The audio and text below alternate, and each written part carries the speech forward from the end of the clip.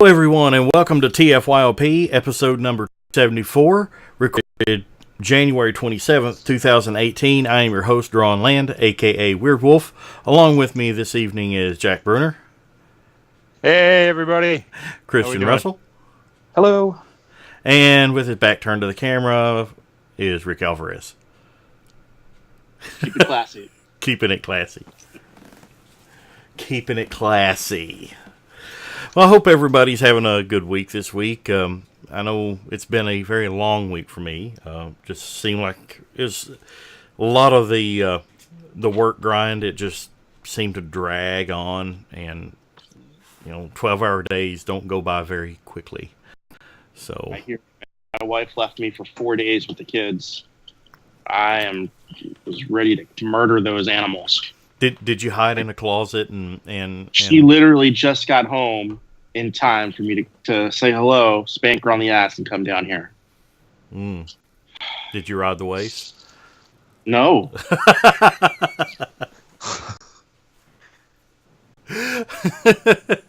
Oh, well, something good did come this week, though. Came in the mail.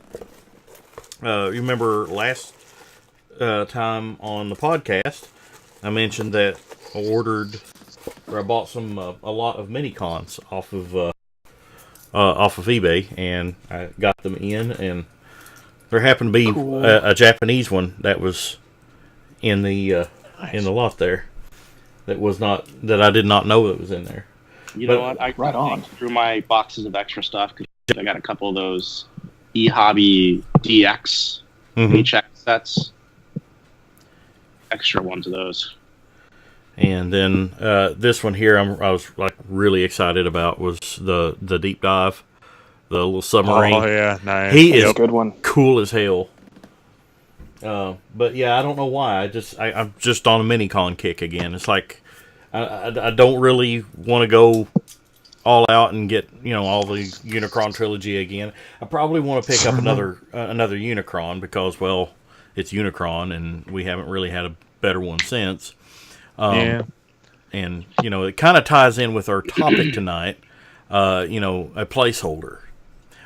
So a lot of people might be wondering, well, what is a placeholder? I know Rick was a little curious about it, but essentially what a placeholder is, I'm going to let Christian explain it because this podcast was his idea today. And then I will give you my rebuttal to his explanation. Looking forward to it, Rick. All right, so a placeholder is an older figure or sometimes a third-party figure that you're buying to essentially occupy a space until a better version or maybe an official version comes along. So the most recent example we have, the most recent prominent example, is Bad Cube Sun Surge. People made those their Masterpiece Sunstreakers, but now we've got an official one. So people are getting rid of those Sun Surges in favor of getting the official Masterpiece one. But what happens when those placeholders become more permanent residents in your collection? When are they good enough or when are they not good enough? Yes. Mm-hmm. Excellent explanation. If I could add to that, I would say a placeholder could also be you have your incomplete G1 wheeljack and you're waiting until you find a complete G1 wheeljack to substitute it. That's another good example. So besides completeness, how case fresh a toy might be, I don't think.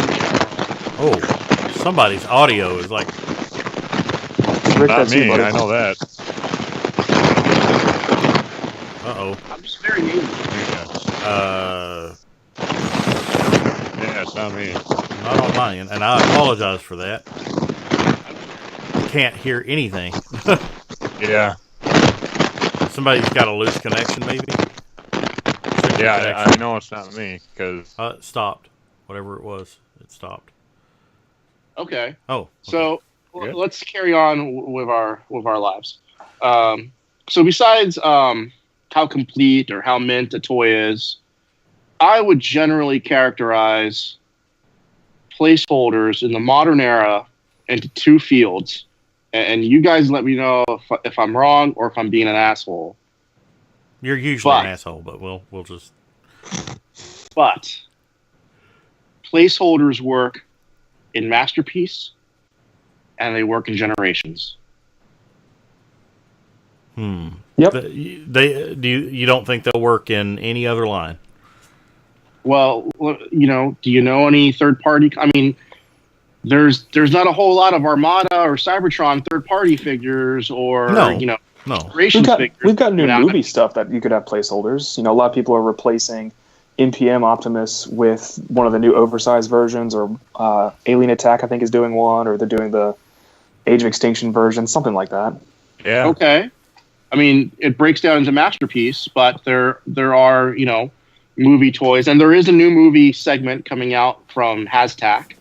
That Voyager Leader Class Blackout, which is 10 years too late. Yeah, but does that mean that your Voyager Blackout from 10 years ago has been holding a place for the Leader Class one the whole time? Exactly, but that line's not out yet. That line's not yet. Out. Close. So, well, screw you guys. I guess I was wrong on that. God damn it! Dum-dum. But yeah, nobody's making fucking Armada toys. Sorry for cursing. I mean, some third-party guys are, but I mean, seriously, you're not going to be waiting for. Nobody's making an Armada smokescreen third-party, okay? And it's not going to show up in generations. Well, like the Make Toys Galaxy Meteor, that thing was totally out of left field. Didn't expect to have a Armada homage in a third-party release, but there it is. I've actually got to. Yeah, It's Cybertron. It's Cybertron. My bad. It was still Same Unicron thing with Trouble. MMC Nitro that just came out. Know your history, man. Yeah, that's right. Yeah, Nitro. I got mine last week. It's incredible. No, which one is that? It's an override from Cybertron. Oh, well, that's random. Yeah, they made it out of the It hot was rod an easy mold. remold of their hot rod, which is a great It's toy. very good. Anything MMC, I'm a big fan of. The thing is that, like we spoke of last week on the Unicron Trilogy episode, Unicron Trilogy is of the age now when we were back then collecting the Unicron Trilogy. It's as old now as Generation 1 was then, and that is that makes me feel like really old. Is that true? It's roughly, yeah. I mean, Jeez, now yeah. I'm old. Yeah. So, there is a bit of a nostalgia kick going on, even for me. Like I said, I've picked up some of these mini-cons, and I'm kind of on the hunt for some more cheap ones. And I remember celebrating 10 years of the Transformers, the original animated film. 10 years. That was in 96. God damn. There's another 20 years right down the road. Mm-hmm. But it's just one of those things that, I'm like I said, I'm looking for an Armada Unicron or one of the newer releases that's more G1 accurate in color scheme, and it kind of makes me wonder if that eventually will be a placeholder or wind up being a placeholder for a better Unicron. Will there be a third party that will release a Unicron that's gigantic, comes in 6 pieces, and stands 5 feet tall?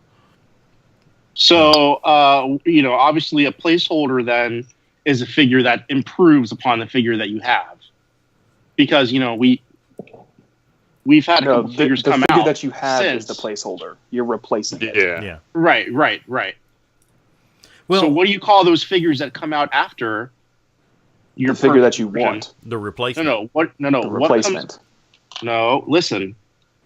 What do you call the figure that comes out after you already have your perfect figure on your shelf?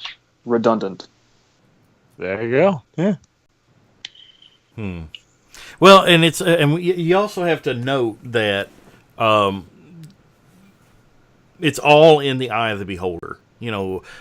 Some people, like myself, if there had never been an official MP39 released, I would have been perfectly happy with my Bad Cube Sun Surge as my Masterpiece Sunstreaker. He is that good.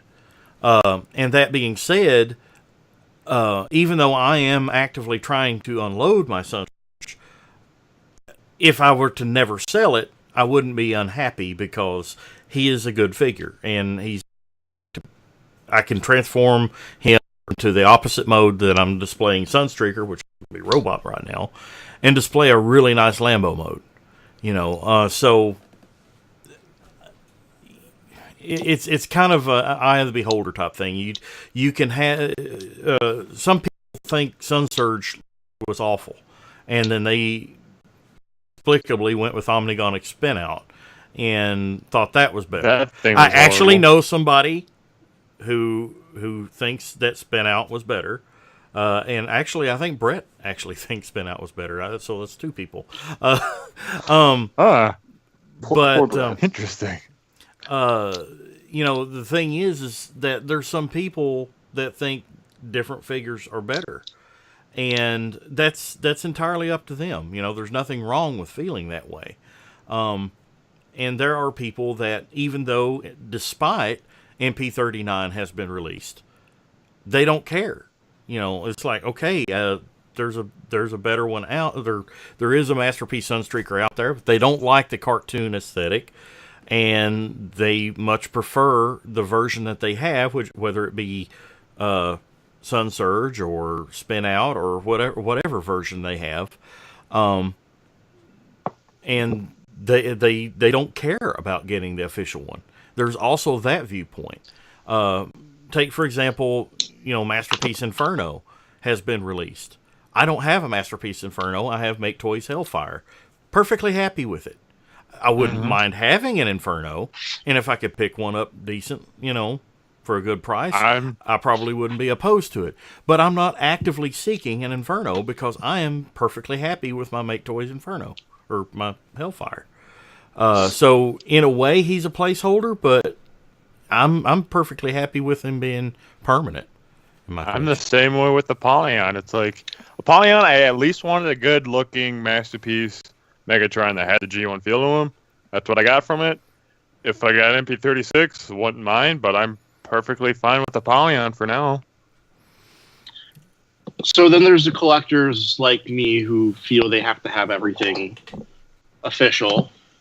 And Jack touched on a subject which I thought was very interesting for me specifically, was that what happened. There's some figures that you might get that you just don't want to get rid of. Say you have Sunsurge, and then you have Masterpiece Sunstreaker. Both great figures. What happens to the figure that you don't put in your group shot? And in my collection, for me, I sell it. Some people sell it, yeah. I don't. I tend not to sell things. I don't sell things very often. So I have my generation shelves broken down into Cybertron, all the pre-Earth modes, Earth Year 1, Earth Year 2, and then 1986 movie and beyond, right? And for the most part, I'm able to put each character somewhere in that tier. But for those characters that don't fit, and I think a lot of the characters that don't fit end up on my Universe shelf. Remember the Universe line, that mostly line of repaints? Those extra characters, like some of the Combiner Wars that shouldn't exist, like Mirage and Blue Streak and those type characters, for me, they end up on that shelf. So I don't necessarily always have to look at them. Mm-hmm. Well, it's like my Sunsurge is not displayed with my masterpieces now. I've got him on my oddball shelf, setting off in a completely different case now. Although, before I got my Sunstreaker, he was proudly right there in with my masterpieces. It's not that he just doesn't fit; it's just that he's not part of that collection or that part of my collection anymore. And here's another viewpoint too. And this goes outside of Masterpiece. A lot of people, and I'm included, as we were collecting, like, say, 15, 20 years ago, say, whenever Unicron Trilogy came out, we were actively looking for the best update. In a sense, it's essentially classics before classics were called classics, I guess. Yeah. But we were always looking for the best update to the Generation 1 character, the most faithful update to it. And that's where a lot of those Bakon figures were coming into play. I remember, for example... I talked to Sergio about that earlier this week. Expound on that. 2005's Ratchet and Ironhide. Oh, yeah. Yeah, and then... Classics didn't exist yet then, but that was an update to a Generation 1 figure. And what about it fit in great with your Generations toys. Yep. And still does. Depending on, your preference. Are those figures or the official Ironhide and Ratchet? Yep. From the main line. Right. Well, what about the rage of the people that were that got the BotCon set that had the extra Seekers in it that were actually released later at retail? Yeah. So essentially, those BotCon toys are placeholders for some people. For some people, yeah. So do you, not to get off topic, but just to tell that story? No, we're on topic. Yeah. I assume most people know the story behind that. Okay, so I'll tell it real quick. May not. I was involved in designing that set, and at the time, the word was from Hasbro that Generations was over, and what we got was all we were going to get. So our thought was, and Hasbro agreed to it, is that we were going to complete the Seekers. That was the whole point, because at the time, Hasbro was not going to continue with Generations. So we went ahead and made that, I think it was called Descent into Evil, or Light into Evil. Descent into Some kind Evil. of stupid-ass title. That Wings of Deception. Wings of Deception. Descent into Evil was an 05 set. That's right. Yeah. Wings of Deception. Yeah, that's cool. That makes more sense. So that's where that idea came from, that we were going to complete the Generations Seeker so that you can have a full set of Seekers. Unbeknownst to us and to Hasbro at the time, they were going to continue with the Generations toy line.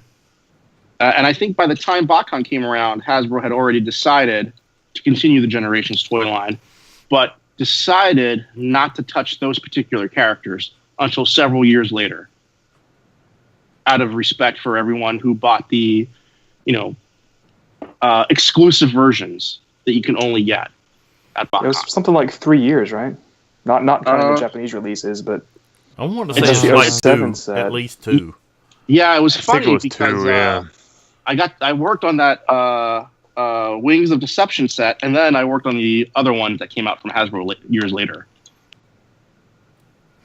So I heard there was a story that Brian Savage got angry and flew all the way to Rhode Island about and confronted Hasbro about, hey, we had this exclusive, now you're releasing a retail version of it. That's complete BS. First of all, no one can just go to Hasbro if they're mad. All right. So that's complete BS. Also, he's their licensee. Why would he, show any anger or animosity towards him? And number two, think of it from Brian's perspective. He sold out of that set in pre-registration. Mm-hmm. What does he care? He got his money out of it. He sold out. The people who care are the people who are trying to resell those figures on the secondary market. That wasn't his business. His business was selling them at the convention, and he sold out in pre-orders. Yeah. Well, back to our main topic of discussion, though, because I don't want to digress too much. I mean, that's an entirely different discussion there. But I use Energon Rodimus as a example too of a placeholder figure that was the most updated Rodimus Prime or Hot Rod figure that we had to date. I remember whenever it came out, it's like, oh, he transforms into a truck, but he is so Hot Rod. Look at those colors. Look at the head.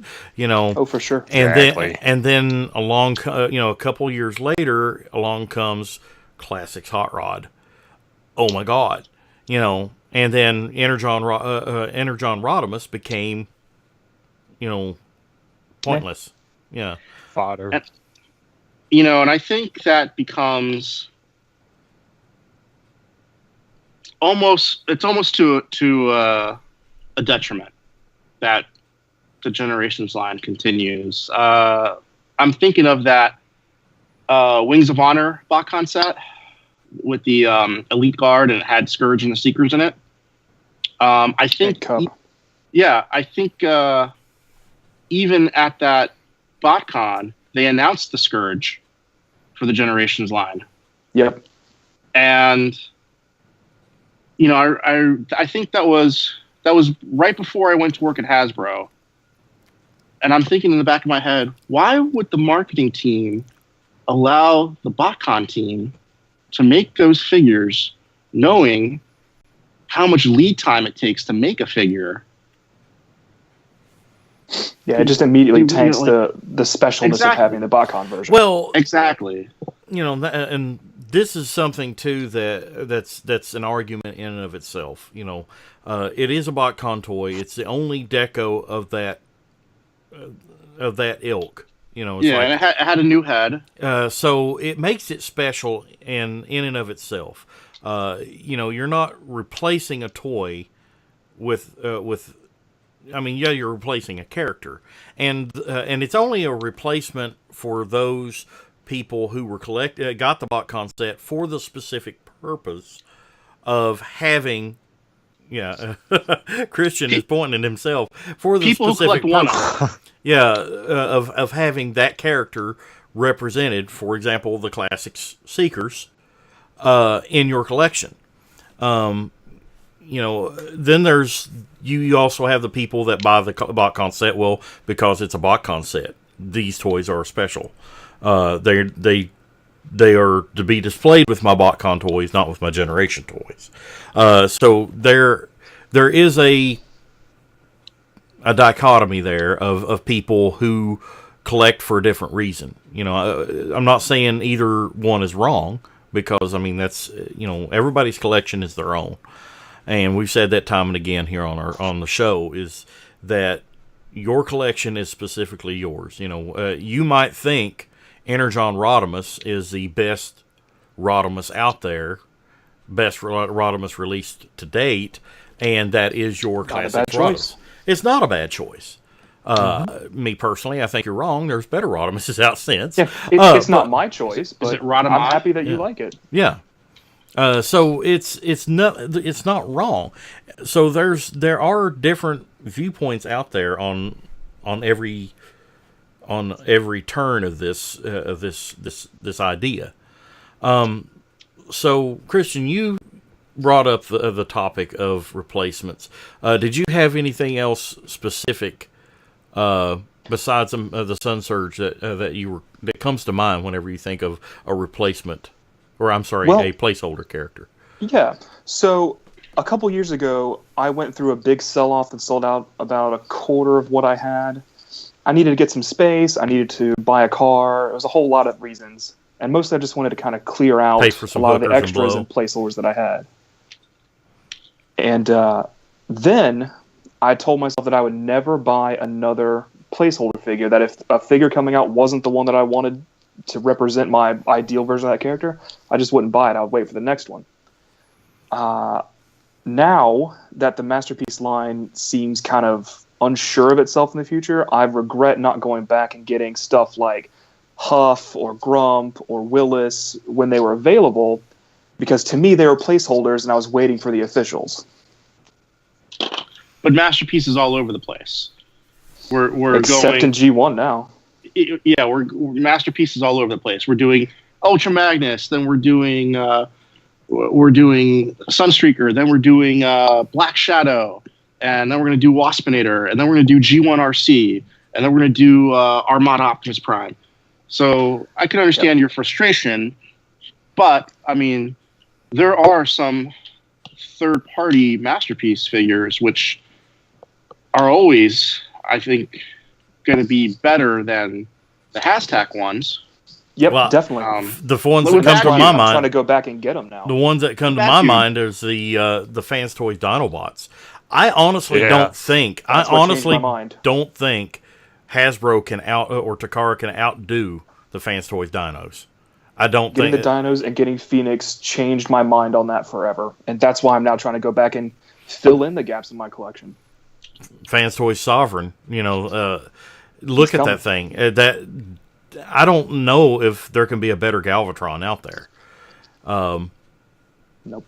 Yeah. But then again, I could eat my words because I never thought we would see a Masterpiece Sunstreaker the way we have. So I'm still waiting for mine. I put that caveat out there. It's like, you think that they can't do any better, and then here they come. Yep, that's kind of why I've changed my way of thinking about it. I now figures that I once thought were placeholders, I'm now going back to try and get because I want them to become permanent residents in my collection. A year ago, I wouldn't have thought that way. I'm not saying that Hasbro. Well, I guess I am saying Hasbro and Takara cannot outdo the Fans Toys Dinos. In reality, they probably could, but in my mind, those are some quote unquote placeholders I don't see myself ever letting go of. Even if there is an official version that comes out, I don't see myself letting go of those because they are flipping beautiful. Yep, I wouldn't do it. And they're staying. And Fans Toys Terminus Giganticus right here. That's another one up there. I'm like, how are they going to outdo this? This thing is phenomenal. It looks like it's ripped straight out of the cartoon to me. And it's gorgeous. I don't see myself ever getting rid of that. So is it a placeholder? For some, it may be. Me personally, I don't see it being a placeholder. So placeholders, there's also an unknown factor. Yes. Like I was saying, I didn't want to buy placeholder figures, and I was considering the third-party versions placeholders because, in my mind, the Season 1 Autobots were definitely 100% going to get Masterpiece Toys. And now I don't believe that, so I'm going to go get the best representations I can. Mm-hmm. Well, the thing is I've had this discussion with Insane Galvatron before. We've talked about how it's just funny when you say someone's like user handle instead of like their actual name. It's because true. I never bought into the whole that's Weird Wolf or Insane Galvatron or Headmaster Well, Don. the thing is, though, so when you say Insane Galvatron, I'm like thinking like a cartoon, like Frank Welker in that high pitched voice. On that, let me put it this way, Rick. The first time you met me was in person. Really, I mean, I've seen you online before. I met you, but you got to know me in person. So you know me, you know my real name. But a lot of us collectors, we meet online through message boards. And I know a lot of people, for example, Hector Lyokaiser, from TFW. I knew him for years as Lyokaiser. And then I met him at BotCon once, and he introduced himself as Hector, and I'm like, he goes, Lyokaiser. Oh, so it's one of those things that it's an identification thing. If you see me online, if somebody at a convention, I can introduce myself as Drawnland. And if they watch this show and have been for a long time, they may know me as Drawnland now. But there are a number of people, since I've been on the internet for so long, on these message boards as Weird Wolf, I could identify myself as Weird Wolf, and that would be how they identify me. So I can see how you'd find it weird, but then there's also a little bit of logic to it too. It's like I've been on the boards as long as they've existed, man. But you never used the. But I've always username. been like Alvarez. Like I just find it like I've never been like because Delicious Rick 69 on TFW. You just lack creativity. Admit it. I just came up with an awesome user handle, man. Come on. Delicious Rick 69. Gross. Oh, how do I even top that? I'm going to change my user. I don't think you can. What were you even talking about? Some about placeholders? Names. Placeholder names. But anyway, I don't even remember what the point that You I were was talking getting to someone named Insane Galvatron at. about... But I forgot. I totally lost the point that I was going to for that. So maybe it'll come back to me. Thanks for the tangent, Rick. Well, it Rick's just new makes screw for- it name makes has just for scrambled my interesting brain. radio. Yeah. Ugh. It's very interesting radio. So whenever you think of placeholders, and I'm just going to throw this out there, and whoever speaks up first can go. Whenever you think of placeholders, which one to you? I said the Fans Toys, Dinos, and Omega, and even the Skyfire are ones for me. Which ones to you, you don't consider as placeholders in your collection? What are the permanent residents in your collection that are placeholders to some? Well, we've been just having a discussion in the live chat about Meg Toy's Downbeat being everyone's masterpiece Jazz. Good point. Good choice. And I'm not sure that I would get rid of my Downbeat if a real Jazz came along. Would you get the Jazz though, just because it's real? I think I would double dip because Jazz is my favorite character. So in that instance, yes. But if it was someone like Huffer and I had Huff, I would probably just stick with the one I had rather than try and get the official. Because it's not a character that's important enough that you feel the need to get the official one. That's right. All right, let me throw that out there. Same question, but Optimus Prime. I'm not 100% satisfied with MP10. If there was a better version that I could get, I definitely would. And I'm on the opposite end of that. I'm perfectly happy with MP10. Yep. Same. Although I have to say, at one time I felt that way about MP01. I thought he was the perfect Transformer. I thought, at one time, MP01, they could not outdo that Optimus Prime. And then along comes MP10. We were when MP1 came out and how, oh my god, this is the greatest Transformer that's ever... Oh, it's got diecast. I wanted that toy. Stacks. I remember... I've told this story a long time ago on the podcast, but I remember when MP01 was released. I pre-ordered it from BBTS, and it was whenever they offered that first... I think it was one of those first offerings where you could actually have it overnighted, like air shipment from Japan. So I bought it, and it's like their first shipment that they got in. I was one of those that got like the first shipment. I paid the $30-something extra, I toy like as and I didn't regret it either. It was so worth it. It's so funny, thinking back on that stuff now. Alternators. How many people use alternators as their masterpiece placeholders? There's a lot of people that still do. Okay, there's people that do, but let me yes, there's people who did. Let me rephrase it. When MP01 came out, how many people used alternators as other masterpiece figures? All of them. All of I the did. people. Yeah. Who did Obviously, I not? didn't have any, so I can't say for myself. I wasn't born yet, so Hey, well, even back then, was MP01 a placeholder for MP04? If you're a trailer person... Well, everybody wanted a trailer, but honestly, it just goes to show you how far Masterpiece has come, where, okay, we got a Masterpiece, then we got a second one, then we got a Masterpiece Optimus Prime with a trailer. And that trailer, that was really one of those first third-party items that was out there. Yeah. Wasn't it Fans Toys as well that released the first trailer? Let me... I don't think they were known as that then. If it was them. I wanted to say it was Fans Toys that released a MP01 trailer that didn't transform. It just opened up. I mean, I remember that one. The door opened up. That's the one that I had. Simply because I never intended to put it in base mode. It's like I got it simply so that Prime could have his trailer in truck mode. Saying iGear? Looks like iGear made one. Yep, I'm seeing the same thing. Trying to see through. I don't know why I was thinking Fans Toys in. Maybe I just got Fans Toys on the brain. Yeah, it's like alternators. When that first smoke screen came out, how excited were we to think, oh, this is the definitive Transformer, this is great. And then MP01 comes out, oh, this is a definitive Transformer, this is great.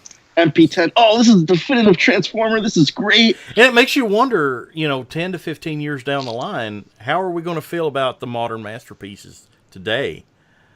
Are we going to have our collections completely replaced? With those toys, and these are like, oh, that's like a terrible version of that toy. It's nothing can top what we have now. I can remember whenever we were saying that about Generations. It's like we didn't have any ideas like that they were going to have a masterpiece version of, say, Sideswipe, and then along come Sideswipe. But before that, we were like, okay, this classic Sideswipe is like the best version we'll ever get. Yeah. And still a great toy. Well, it is, but looking at it from the perspective that, the masterpiece is arguably the best version of it out there. And whenever you compare it to the classic / Henkei version of that character, there is no comparison. It's like this one is better than this one. But in and of itself, it's not really a placeholder. The classics version is not really a placeholder. But in your mind, at one time, that was the best version. So in essence, it was a placeholder. Does that make any sense at all? Yeah. I understand what you're saying. Yes, they're completely different. They're completely different levels of character. Right, they fill different needs. I mean, one's $10, one is $60. That's a completely different level. Well, I think it goes back to what I was talking about earlier. Is that we started out as collectors looking for the definitive version of a character, and for the longest time, the Classics and Generations line, and even to an extent, the Unicron trilogy, like I said, the Energon Rodimus, filled some of those holes, and then along comes Cybertron Smokescreen, Blur, Cybertron Blur, Yep. Blur. No, Energon Blur, Universe Grimlock and Swoop. Mm-hmm. Energon Grimlock and Swoop, but yeah, he says that they were supposed to go to Universe. They downward tone. Yeah. But, we were always looking for the definitive versions. And is that what ultimately we're talking about whenever we talk about placeholders? I mean, third party has thrown a whole new dynamic on there. And that the fact that third party is in there, it's so prevalent right now that a lot of people view the term placeholder, your mind automatically jumps to third party. I'm going to buy this third party toy because it's a placeholder. You could also say, I'm going to buy this until I get the Takara version. Yep, I've done that. I'm going to get the Hasbro Overlord until I get the Takara Overlord. I did it just recently with Titans Return, Double Cross, and Bumblebee. There you go. The Takara versions came out later, and I was like, oh yeah, I need those more. So buy Hasbro versions.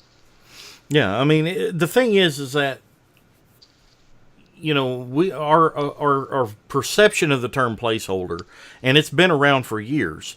It has changed throughout the years. We were using official versions as a placeholder for an official version that came out eventually.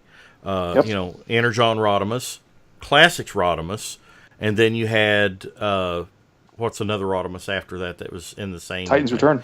Titan Returns or and Legends. There's Titan Returns, and now we've got Power of the Primes that does both Hot Rod and Rodimus Prime. Mm-hmm. I think it does it very well. There's a lot of people out there that disagree. You're free to do so. I don't know if I would count that one because Rodimus Prime and it's both though. It's both. Yes, but both characters existed prominently in the fiction. So I think most people would agree that it's okay to have a Rodimus Prime and a Hot Rod displayed. So you would have both rather than just Oh, sure. I got them both behind me right now. rather than just the pop Rodimus. The Power of the Primes. The Power of the Primes Rodimus is the first Rodimus Prime that I've ever displayed. But right next to him, I've got Titans Return, or actually, I've got Legends now, Hot Rod. And I got rid of Classics Hot Rod for that because I like the Legends one better. Yeah. And see, I've actually got the Titan Returns and the LG one because they did a significant remold on that. Mm-hmm. So there's so many things that. I'm sorry. Go ahead. To me, they're two different toys. I mean, yeah, it's the same mold, but done differently. But go ahead, Rick. There's so many things that it's just, to me, I find it odd that we're discussing placeholders because you think about third-party upgrade kits. That factors into it too. Ultra Magnus. How long was Classics Ultra Magnus? Our Ultra Magnus with the Fans Project add-on kit. Exactly, or I think Double Dealer, right?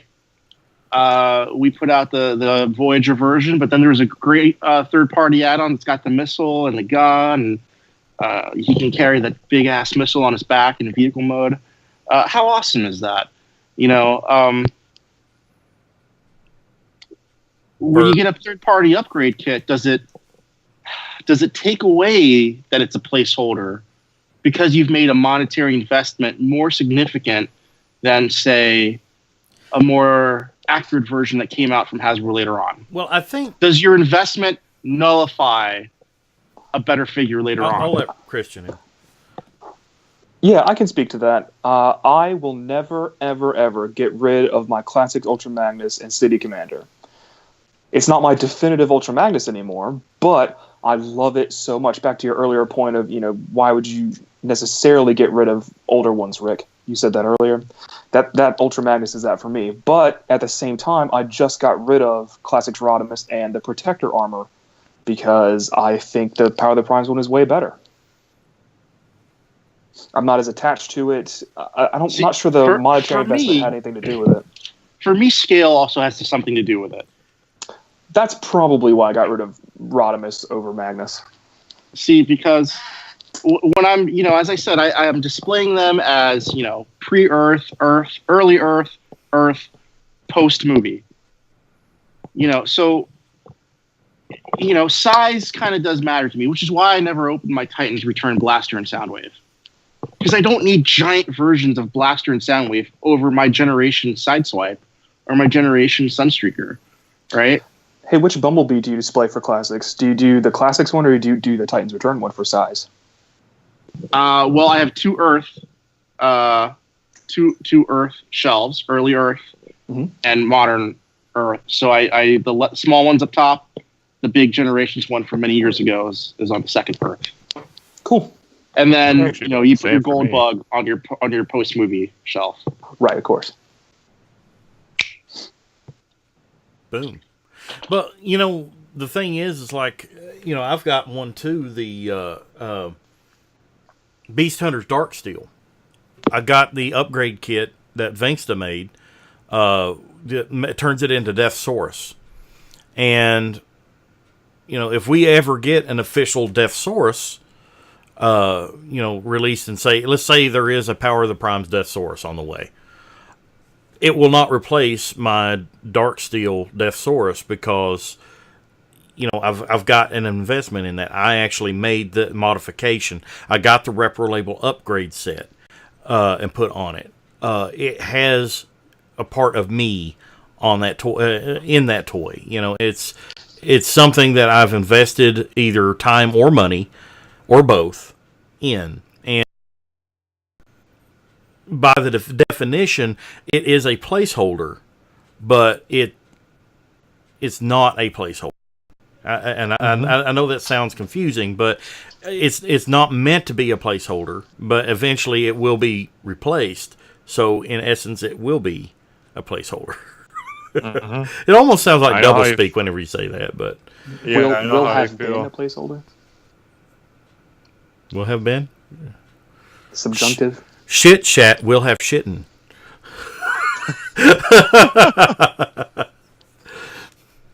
Jack, so what is your placeholder? And I'll go back to my question that I asked a while ago. What is your placeholder that you would be hard placed to replace? Well, I have the Classics Optimus with the Fans Project Power Commander armor, and I think I got that like tail end of 2016. So I spent a good 8 years looking for that armor. So I'm like, if I spent that amount of time and money, and I didn't get it for much, but still, if I would find something else to replace it, say the Delta Magnus, the masterpiece that Takara put out, I'm like, I kind of don't want to give that, sell it off if I just, spent all that time looking for one for a decent price. So it's one I really don't want to sell, and I wouldn't mind if I get Delta Magnus, but pretty much that guy is my mainstay that I want to keep. I think that's pretty much the one I could think of. I can't really think of anything else. Movie Optimus Prime. I do realize there is the movie Masterpiece that just came out. Are you talking about the Revenge of the Fallen version? That Ultimate Edition, yes. Yeah. That's my Ultimate Prime. That's, I believe, the best version. So that is my definitive movie Prime. So I think Duran said it earlier, the Masterpiece is ultimately the definitive version. I wouldn't mind if the movie Masterpiece Optimus, because I have the Ultimate Edition Prime, because that thing is ultimately the best in my eyes. Those are pretty much the two that stand out for me. Is just Delta Magnus and movie Optimus. All right, let me throw this out for you placeholder collectors. Christian, would you say you're a placeholder collector? And you tried, okay, maybe previously at one point you were collecting and you try to have one version of each character that you wanted. Okay. Yep. So in that situation, let's say somebody did a line of a subsegment of Transformers, and they were all time displaced. They were cars in the 70s. Now, how does that fit in to your display? Do you buy those, even though they're not the definitive version of your character? It's a reimagined version. It's a reimagined version. Like the Hearts of Steel guys, or War for Cybertron guys. How does that work into people who are kind of focused on just one definitive version? Well, if we're doing a whole line where they're all the 70s, I'd probably grab a couple and be like, oh, this is kind of nice. And then they go on to whatever my equivalent of Duran's Oddball Shelf is. But if we're still talking about reimaginings, isn't that what Classics and Universe and Generations did? So at the same time, I was trying to get Classics versions of all the original characters, and sometimes they didn't mesh and they weren't exactly their old alt modes because they got updated and reimagined, and I wanted all of those. So I don't know. It's like hard to answer. It's like the War for Cybertron blaster.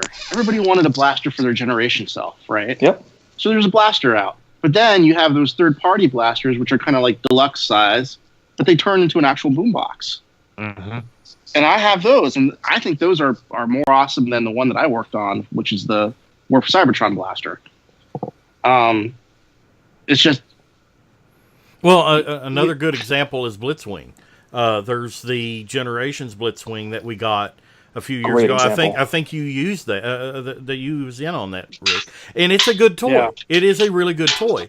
But me personally, I think the Titan Returns one actually is better, is superior. So much better. Because it pulls off the alt modes better.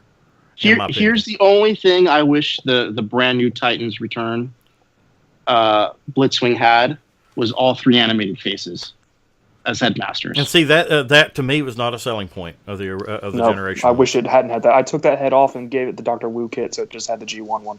Man, that hurts. I worked on that. Well, I'm not saying that it was a bad idea. I'm not saying it was a bad idea. And I'm sure there's a lot of... It's not what I wanted for that collection. Exactly. Yeah. Exactly. I mean, I absolutely love the head, but mine actually started falling apart.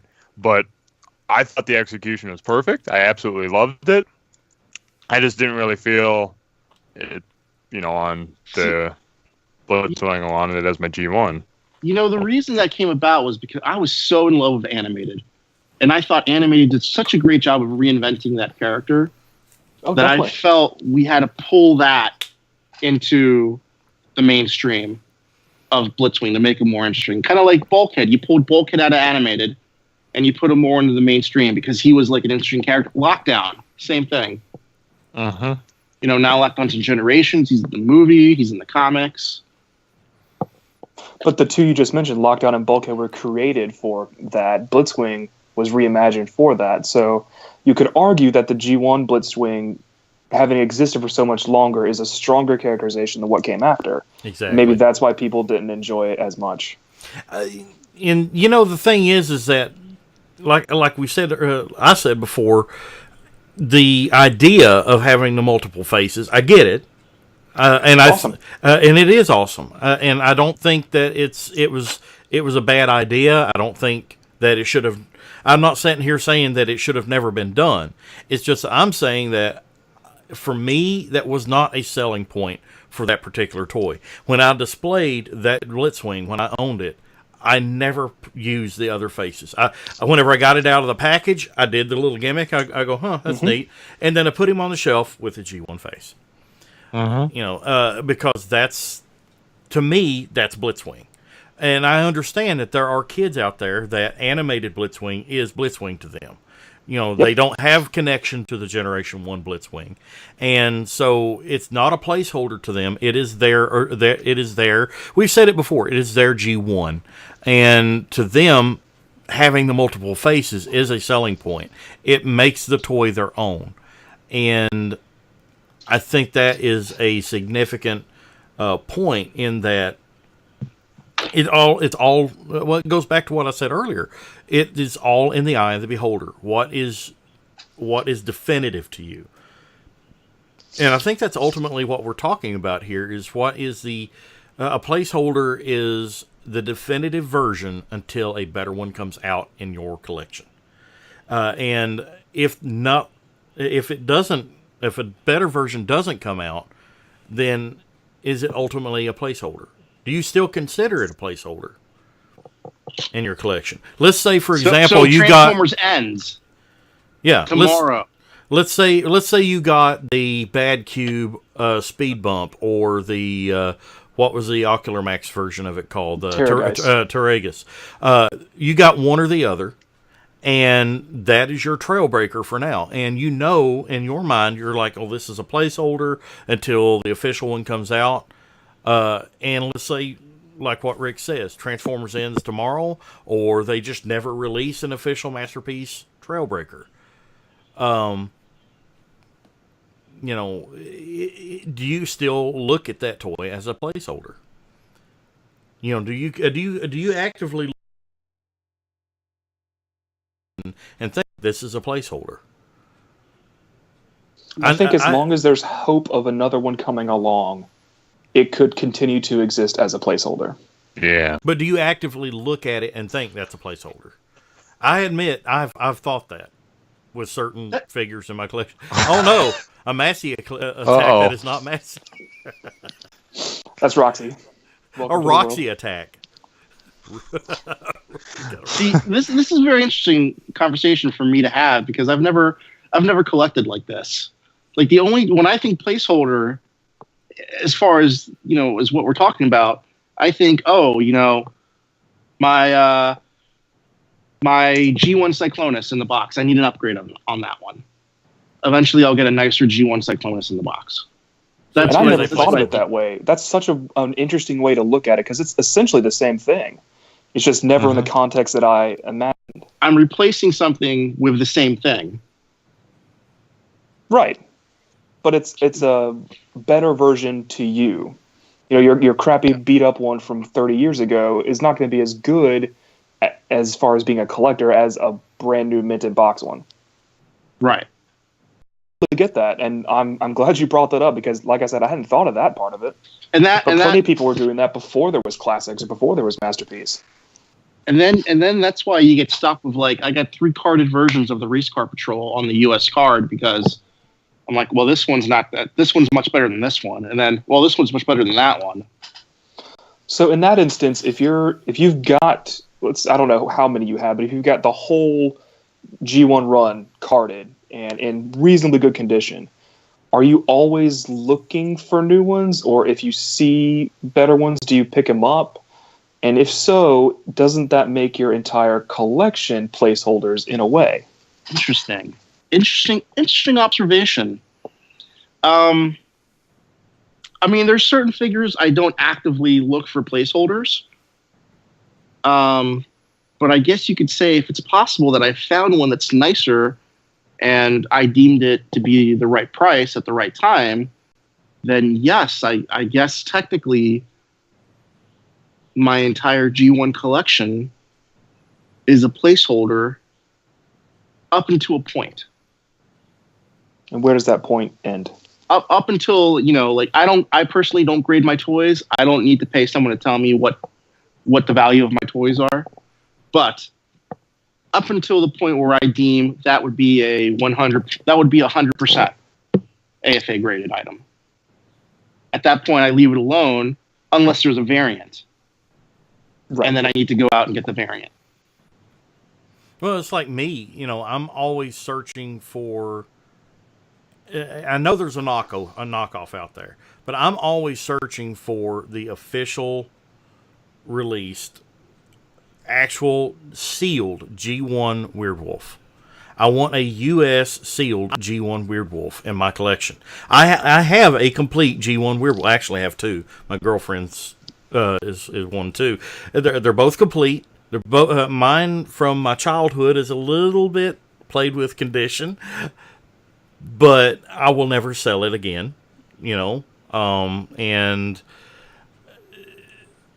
if I ever get a sealed G1 Weirdwolf, it's that original Weirdwolf is not a placeholder for it. Mm-hmm. Yes, I will have a better version basically because it's sealed, but it's not a placeholder.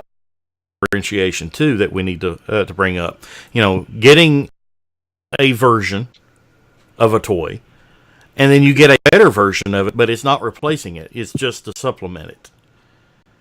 If that makes any sense. That's my favorite character. I have it already. I just want the most pristine version of that character I can get. And that goes back to Rick saying he's got 3 carded versions of the racetrack control. Yeah. The nicest one that he has is not the replacement for the crappiest one that he has, but right. It's more of a supplement. I think that's important to bring up too. You make me feel like my whole G1 collection now is just like expendable almost. And see, Rick, you thought this topic was not applicable to you at all, and now by the end of the show, you're looking at your whole damn collection. You're going, "Holy crap! I never viewed it this way." Yeah. Now I'm looking around. I'm like, shit, I got to replace that. But then there's like other figures I don't have.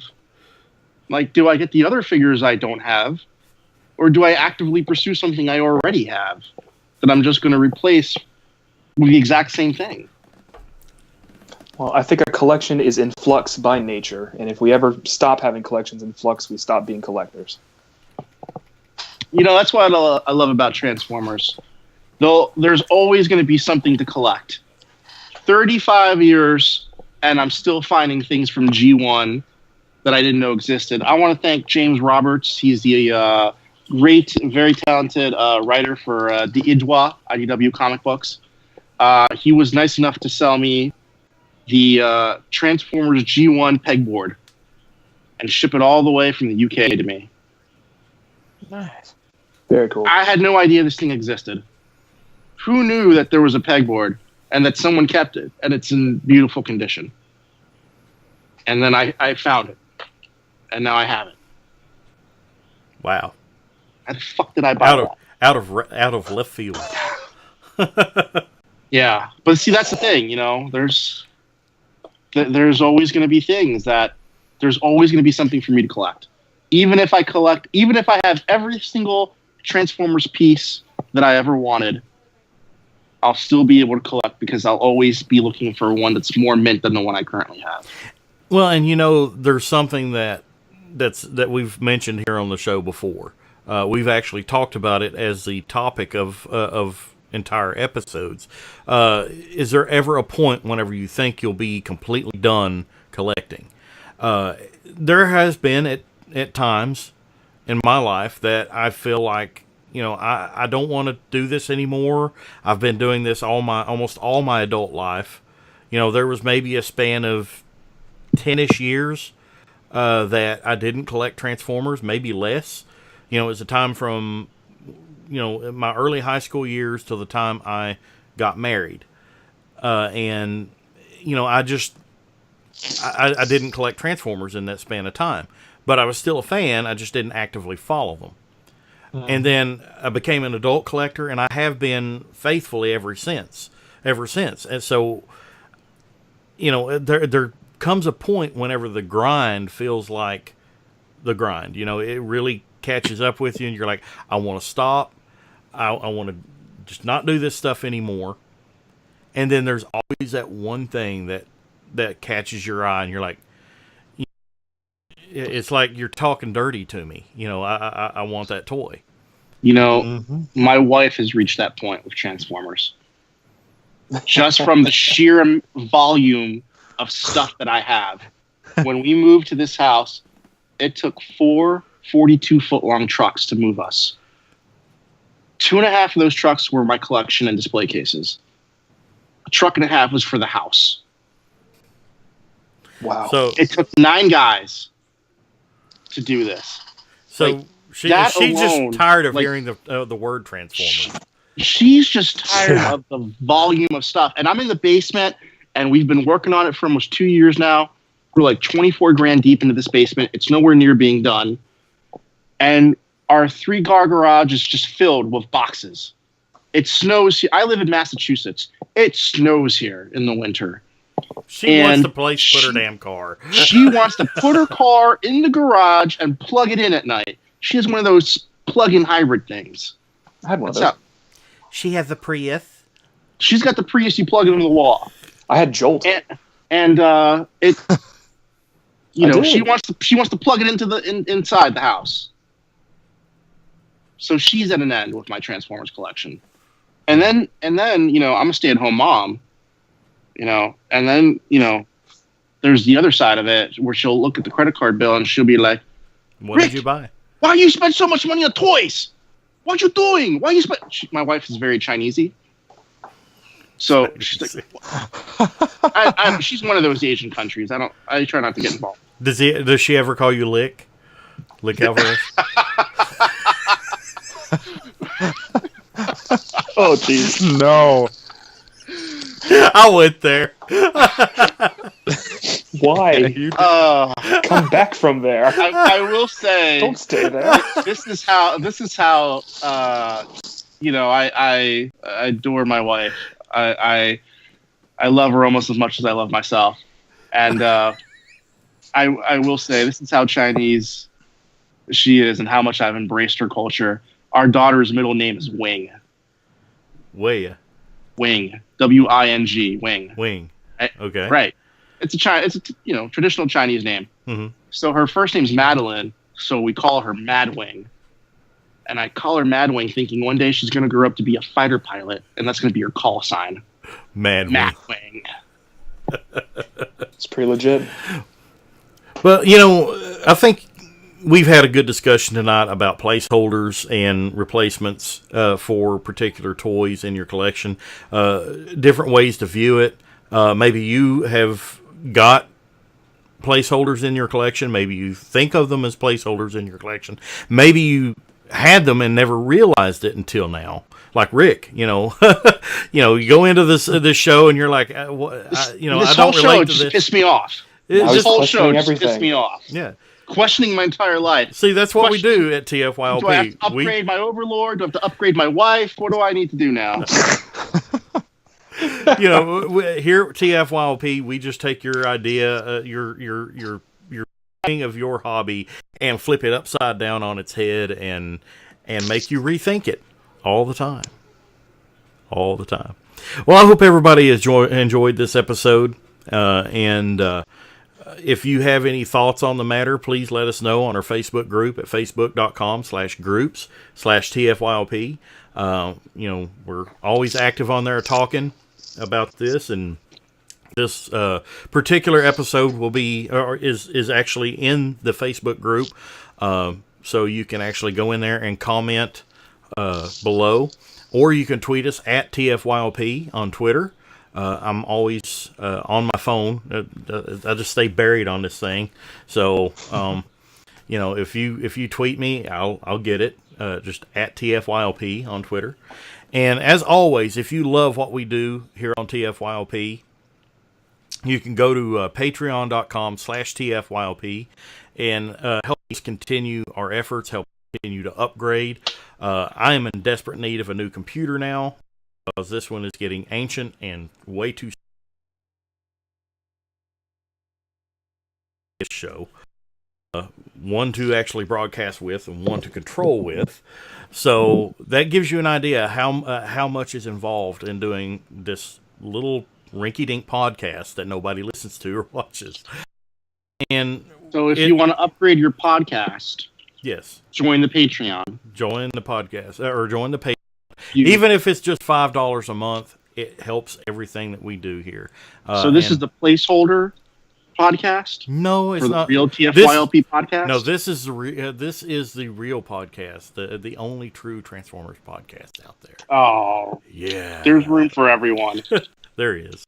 But again, if you love what we do, I will have a caveat though. The highest option on there, we stated that it's stated right now that you will get a signed autographed Supreme Class Cheetor from Headmaster Dawn. We've got one person that's already got that. I've got it over here. I'm waiting for the shirts to come in so I can get that out. But replace that with a autographed copy of the unofficial guide to Transformers from Rick Alvarez, and that will be the replacement thing. So you get a free copy of that autographed by Rick, and that will be our $100 tier. So it's very much appreciated if you help us out at patreon.com/TFYLP. And as always, check out our sponsor, CapturePrey.com. Great toys, great prices, great service. Capture Prey. You guys have any closing thoughts? I do. Where did the name Captured Prey come from? I don't know. You'd have to ask Orson Christian. No, not me. Orson. You'd have to ask Christian. No, you're Chip. You're not Christian. Who knows who I am anymore? We need to get you a little wheelchair for the conventions. We'll go around. You have a little. Have a little his cosplay. Yeah, that'll be his cosplay. Wheel him around in a wheelchair, holding a floppy disk, and saying, "I have courage." And with that, I think we're going to be done with the show. Good night, everyone. Yes. Good night, everybody. We'll see you next time on TFYLP. Have a good night. Yay, you go, sir. I got mail. Do you got mail?